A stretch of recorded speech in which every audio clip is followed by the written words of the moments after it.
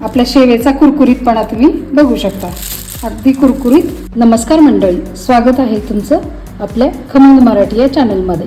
आज बनवूयात आपण तिखट मिठाची कुरकुरीत शेव. तिखट प्रकारातला सर्वांच्या आवडीचा दीपावलीतला एक खास पदार्थ. त्यासाठी या मेजरिंग कपाने मी हे झाले 2 कप आणि हा अर्धा कप भरेल बेसन पीठ चाळून घेतलेला आहे.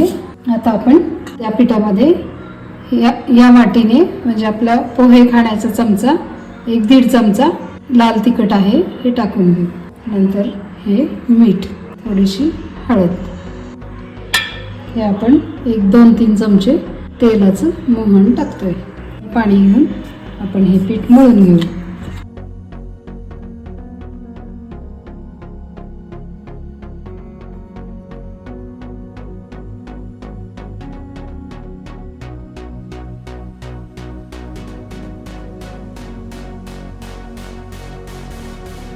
आता आपलं पीठ मळून झालंय. पिठाची कन्सिस्टन्सी अशी केली आपण. हा सोरा आपण घेतलाय.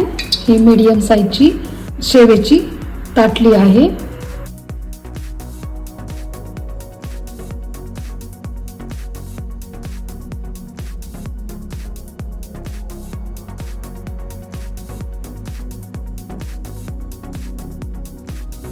दोन्ही बाजूने शेव आपली तळून होती.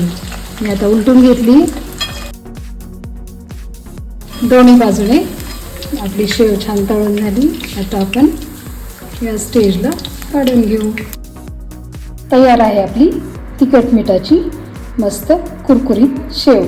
2.5 कप आपण बेसन पीठ घेतलं होतं, त्यात बघा एवढी शेव आपली तयार झाली. चला तर मग तुम्ही पण ट्राय करा.